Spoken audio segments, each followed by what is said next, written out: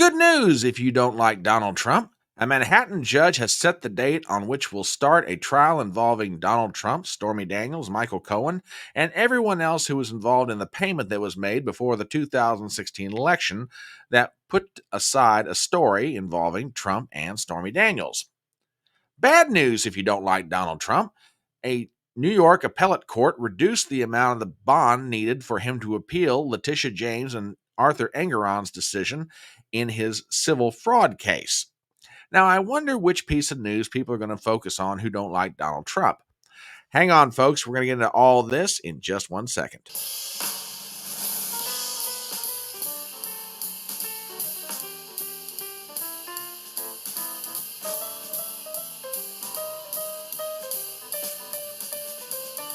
My name is Brian Trippett. I am your front porch conservative. Step on up to my electronic front porch and let's talk.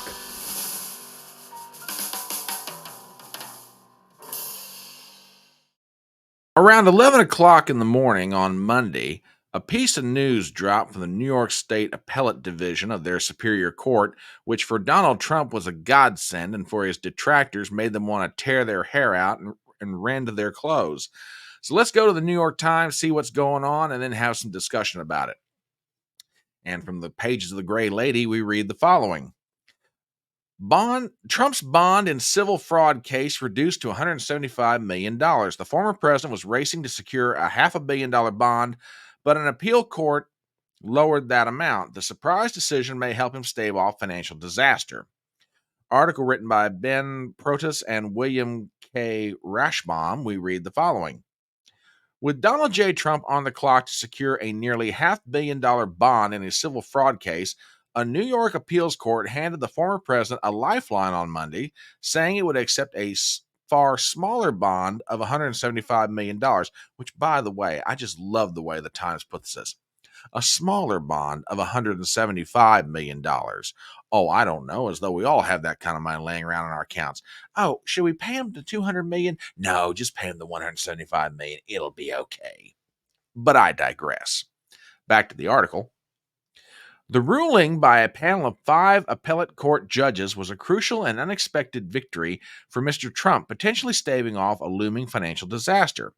Had the court denied his request for a smaller bond in the fraud case, which was brought by the New York Attorney General, Mr. Trump risked losing control over his bank accounts and even some of his marquee properties. For now, those dire outcomes might be on hold.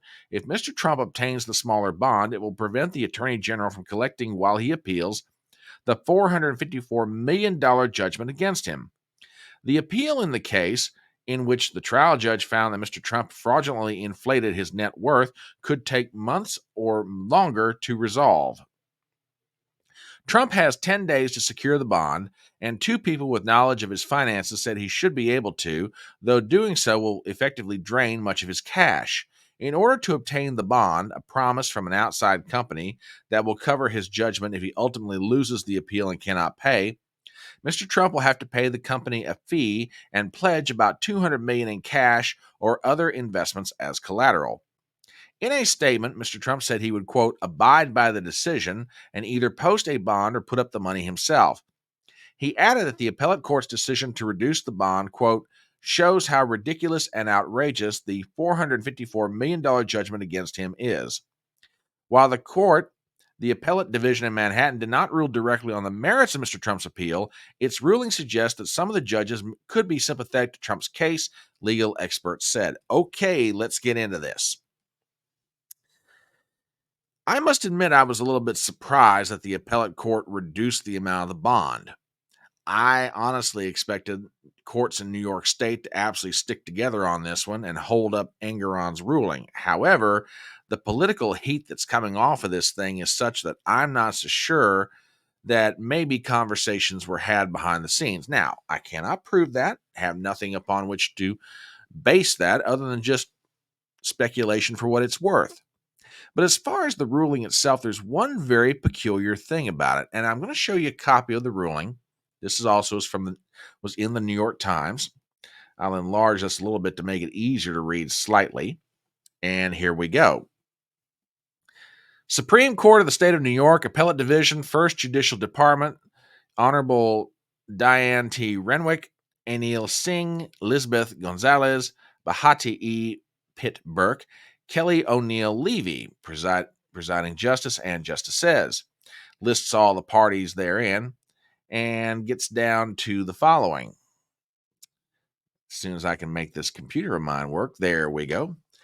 Appeals having been taken to this court from an order of the Superior Court, New York County, enter on or about February 16, 2024, and from a judgment of the same court and justice entered on or about February 23, 2024.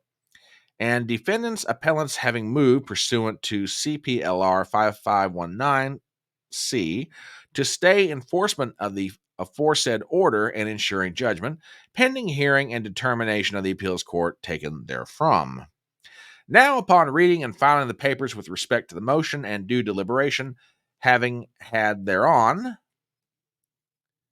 it is ordered that this motion is granted to the extent of staying enforcement of those provisions of the judgment. Number one, ordering disgorgement to the Attorney General of $464,576,230.62.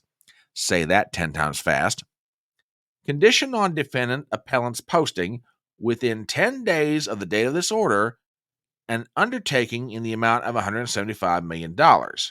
And it goes on to list the other provisions that go along with it. Now, the thing that I find funny about the order is the appellate court basically stayed Letitia James in her efforts to secure, or I should say, collect on Trump's properties or his bank accounts, reduce the amount of the bond. But the curious thing to me is they gave no rationale for their decision. They just simply said, okay, hold up, you can't go forward with this. And furthermore, we're reducing the amount of the bond required to allow Donald Trump as the defendant to appeal.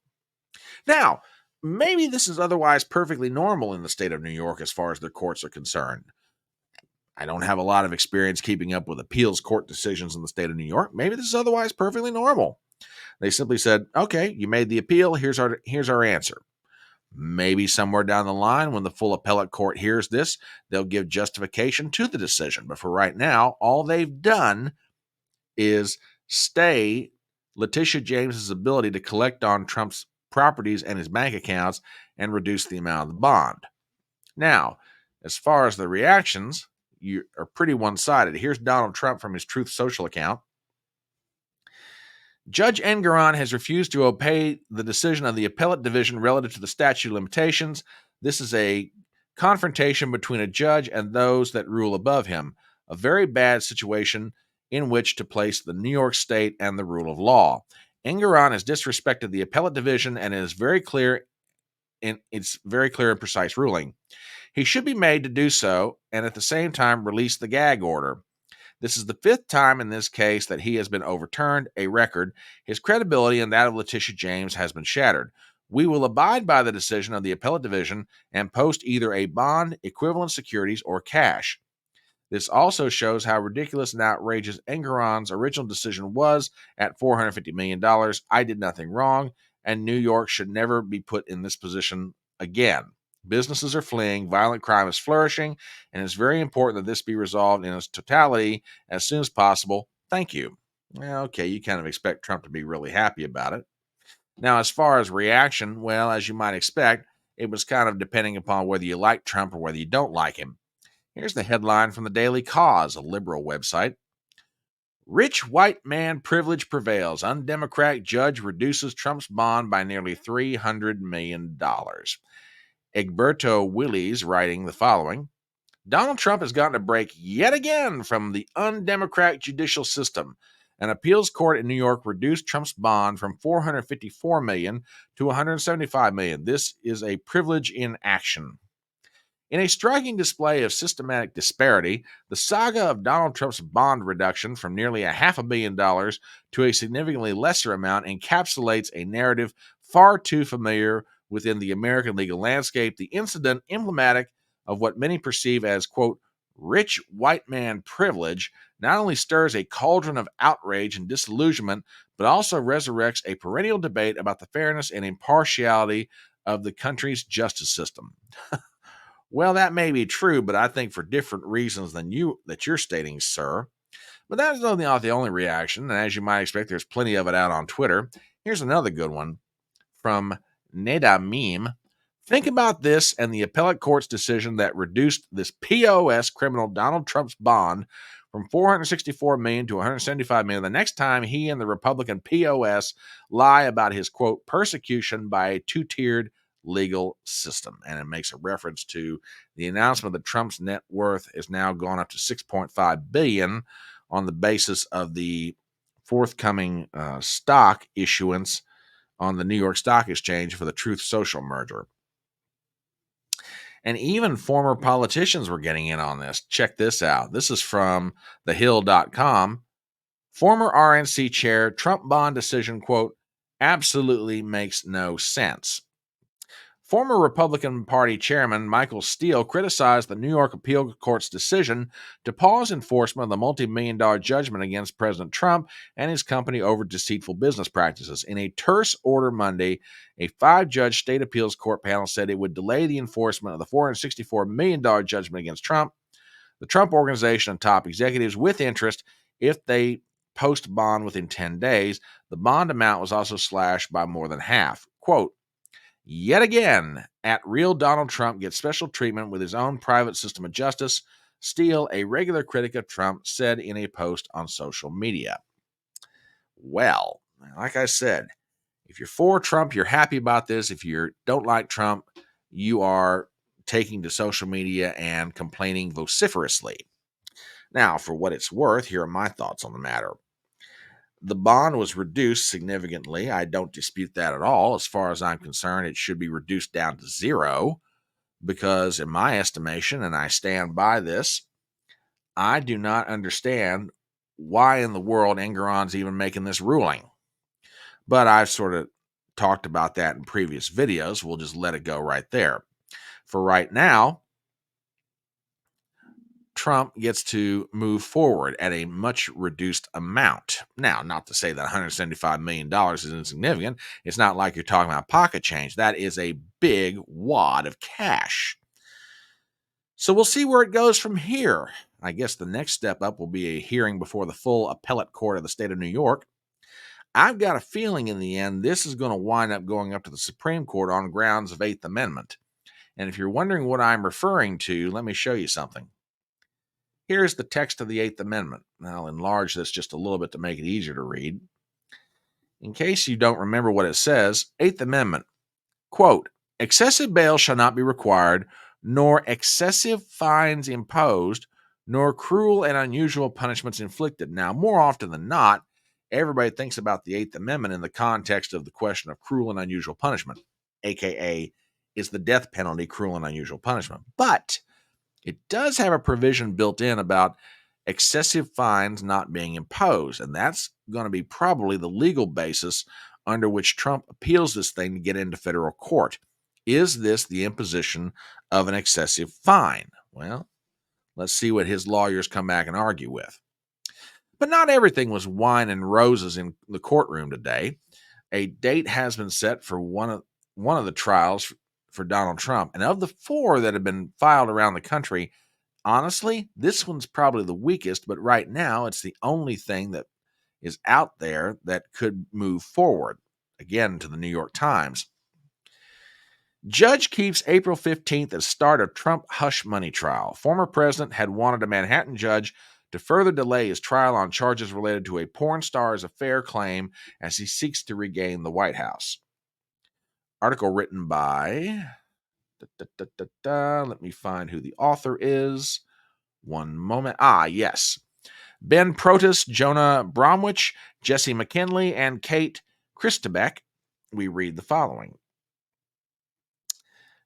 Donald Trump is all but certain to become the first former American president to stand trial on criminal charges after a judge on Monday denied his effort to delay the proceeding and confirmed it would begin next month. The trial, in which Mr. Trump will be accused of orchestrating the cover-up of a simmering sex scandal surrounding his 2016 presidential campaign, had originally been scheduled to start this week, but the judge, Juan M. Marchand, had pushed the start date to April 15th to allow Mr. Trump's lawyers to review newly disclosed documents from a related federal investigation. Mr. Trump's lawyers had pushed for an even longer delay of 90 days and sought to have the case thrown out altogether, but in an hour-long hearing Monday, Justice Merchan slammed their arguments, rejecting them all. In a particularly low moment for the defense team, the judge questioned the claims and eventually the resume of one of Mr. Trump's lawyers as the former president looked on. So, that's moving forward. Now, the reason that I say it's the weakest of the cases, it's built on a very strange foundation. And by that, I mean this. Everybody more or less remembers what happened at the tail end of the 2016 campaign. That Donald Trump instructed his then lawyer, Michael Cohen, to have a non-disclosure agreement written up and make a payment to Stormy Daniels to not disclose something. Basically, a nuisance settlement, for lack of a better way of saying it. Now, the question becomes, was that a illegal in-kind campaign contribution? And that's what's being argued. Apparently, somehow or another, Alvin Bragg, who we affectionately refer to as Alvin the New York Chipmunk, is trying to make the case that somehow Trump, in doing so, violated federal campaign finance laws. Now, it's a very convoluted situation, and I will admit I'm probably not stating it as accurately as I could, but that's more or less the gist of it. What makes this thing so weird is nobody except Alvin the Chipmunk has wanted to take this thing up. Even the Southern District of New York, which is one of the most left-leaning prosecutorial federal districts in the whole country, never want to touch this case. But Alvin the Chipmunk decided to take this one up. So we'll see where it goes. But of the four that's been brought around the country, two by Jackboot Smith and the other by Drama Mama Fanny down in Georgia, this one's the weakest of the bunch, at least according to most legal scholars. But we'll see what happens. The trial starts on the 15th of April. Anyway, that's what we know right now as it relates to all things legally related to Trump. We'll see where it all goes from here. But that's what I've got to say about it. What do you think? As we start to wrap up this video, please do me some favors as always. Number one, if you're not a subscriber to my channel, please do so. Number two, please hit the bell for notifications. I want to make sure you're always aware when new material comes out, be it a video or a live stream. Number three, please leave a comment below. Number four, share the video around. And finally, please give me a thumbs up. My name is Brian Trippett. I am your Front Porch Conservative, and I will see you next time.